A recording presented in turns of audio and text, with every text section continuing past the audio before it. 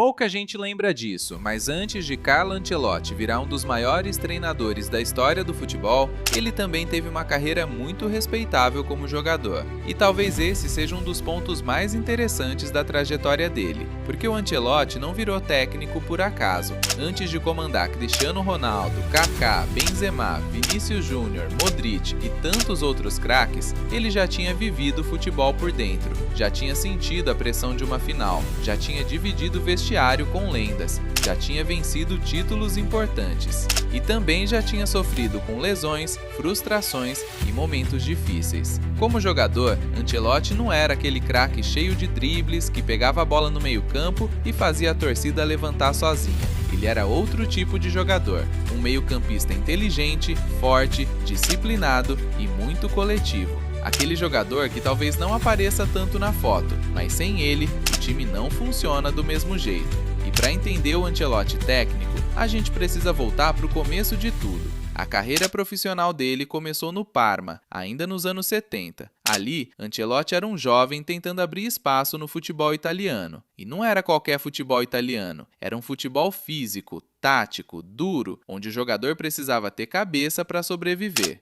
Ancelotti ajudou o Parma a subir para a Série B italiana, e esse começo é importante porque mostra uma característica que acompanharia toda a carreira dele. Ele sempre entendeu bem o coletivo. Ele não precisava ser o jogador mais chamativo, ele precisava ser útil, e ele era. Foi no Parma que Ancelotti começou a mostrar que tinha leitura de jogo, sabia se posicionar, sabia quando acelerar, sabia quando segurar a bola e sabia jogar para o time. E isso chamou a atenção. Em 1979, Carlo Ancelotti foi para Roma. E aí a carreira dele mudou completamente de tamanho, porque uma coisa é jogar no Parma, tentando crescer. Outra coisa é vestir a camisa da Roma, com uma torcida gigante, uma cobrança enorme e a obrigação de competir por títulos. Na Roma, Ancelotti viveu uma das fases mais importantes da carreira como jogador. Ele ficou no clube entre 1979 e 1987. Ao todo, foram 227 jogos e 17 gols. Os números de gols não parecem enormes, mas isso precisa ser entendido dentro da função dele. Ancelotti não era atacante, não era um meia livre para pensar só no ataque. Ele era um jogador de meio campo, responsável por dar equilíbrio, marcar, organizar e fazer o time respirar. Na Roma, ele foi parte de uma geração muito forte e conquistou títulos importantes. Ganhou o campeonato italiano de 1982 a 83 e também venceu 4 Copas da Itália. Ou seja, não estamos falando de um jogador comum. Ancelotti foi peça de um time vencedor, mas a passagem pela Roma também teve dor.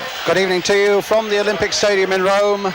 A mild summer evening after a day. E uma das maiores foi a final da Copa dos Campeões de 1984. Roma contra Liverpool. E o detalhe que deixa tudo mais pesado, a final foi disputada no Estádio Olímpico de Roma. Imagina o cenário, a Roma jogando uma final europeia dentro de casa, a torcida inteira empurrando, a cidade acreditando, a chance de levantar a taça mais importante da Europa no próprio estádio. Parecia o roteiro perfeito, só que futebol nem sempre respeita roteiro perfeito. O jogo terminou empatado e foi para os pênaltis, e o Liverpool venceu. Para Roma, foi uma pancada enorme. Talvez essa derrota ajude a explicar um pouco o Ancelotti que a gente conhece hoje. Aquele técnico calmo, que parece não se desesperar em jogo grande. Ele já tinha vivido o lado cruel das grandes decisões. Já sabia que um detalhe pode mudar tudo. E não foi só emocionalmente que o futebol machucou Ancelotti. Fisicamente, ele também sofreu muito. As lesões no joelho atrapalharam bastante a carreira dele, principalmente na seleção italiana. Pela Itália, Ancelotti fez 26 jogos e marcou 1 gol. Ele estreou pela seleção em 1981, contra a Holanda, e justamente nesse jogo fez o único gol dele com a camisa da Itália. Mas pouco tempo depois, veio uma das grandes frustrações da carreira.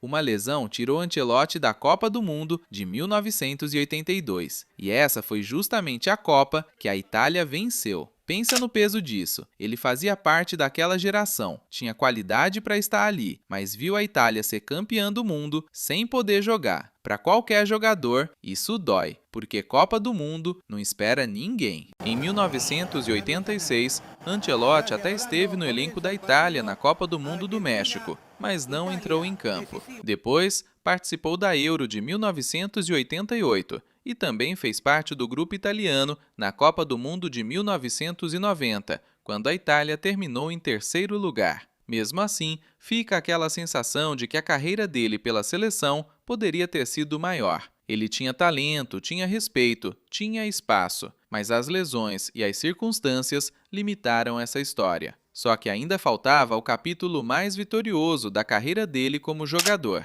Em 1987, Ancelotti chegou ao Milan, e não era qualquer Milan.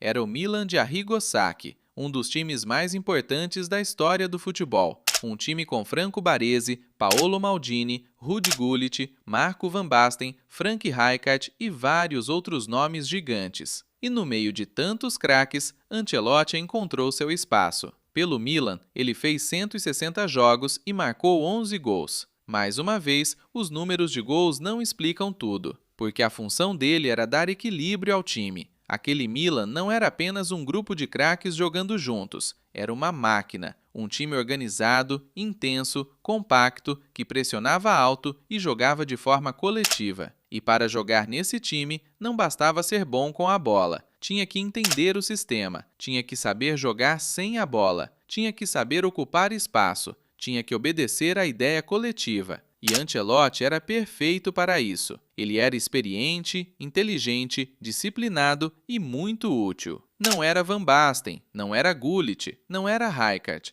mas era o cara que ajudava aquela máquina a funcionar. No Milan, Ancelotti viveu seus maiores momentos como jogador. Logo na primeira temporada, venceu o campeonato italiano de 1987 a 88. Depois, conquistou a Europa. O Milan venceu a Copa dos Campeões da Europa em 1988 a 89 e depois novamente em 1989 a 90. Além disso, o clube também ganhou Supercopas Europeias e Copas Intercontinentais nesse período. Ou seja, Ancelotti não estava apenas em um time bom, ele estava em um dos maiores times de todos os tempos. E ele não estava ali como enfeite, era uma peça de confiança, um jogador que o treinador sabia que podia colocar em campo porque ele entenderia exatamente o que o jogo pedia. E existe uma partida que resume muito bem esse período. Na semifinal da Copa dos Campeões de 1988 a 89, o Milan enfrentou o Real Madrid. E o Milan simplesmente atropelou, 5-0 em San Siro, uma das maiores noites da história do clube, e Ancelotti marcou um dos gols. Esse detalhe é curioso demais, porque anos depois, Ancelotti se tornaria um dos maiores treinadores da história do Real Madrid. Mas antes disso, como jogador do Milan,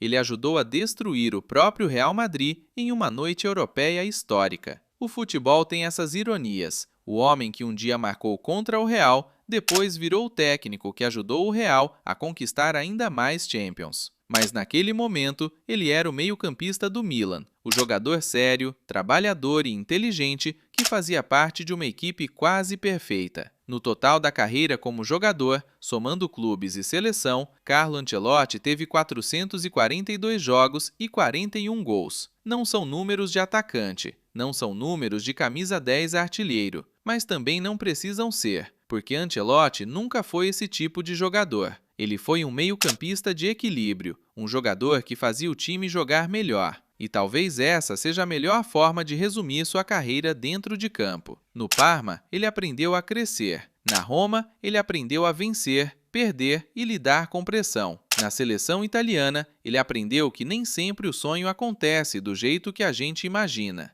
E no Milan, ele aprendeu como funciona um time histórico. E talvez por isso, tantos jogadores grandes tenham respeitado ele. Porque Ancelotti fala de futebol como alguém que viveu o jogo. Ele não foi o jogador mais brilhante da geração dele, não foi o mais habilidoso, não foi o mais lembrado das Copas, mas foi um jogador campeão, inteligente e essencial. Um cara que entendeu cedo que futebol não é feito só de brilho, também é feito de equilíbrio, leitura, posicionamento, sacrifício e inteligência. Carlo Ancelotti não precisava ser o rosto principal do espetáculo. Ele era uma das razões para o espetáculo acontecer. E talvez seja por isso que quando a gente olha para o técnico Ancelotti hoje, tudo faz sentido. Antes de comandar grandes estrelas, ele aprendeu a jogar ao lado delas. Antes de vencer finais como treinador, ele sentiu o peso de perder uma como jogador. Antes de ser conhecido pela calma, ele viveu a pressão por dentro.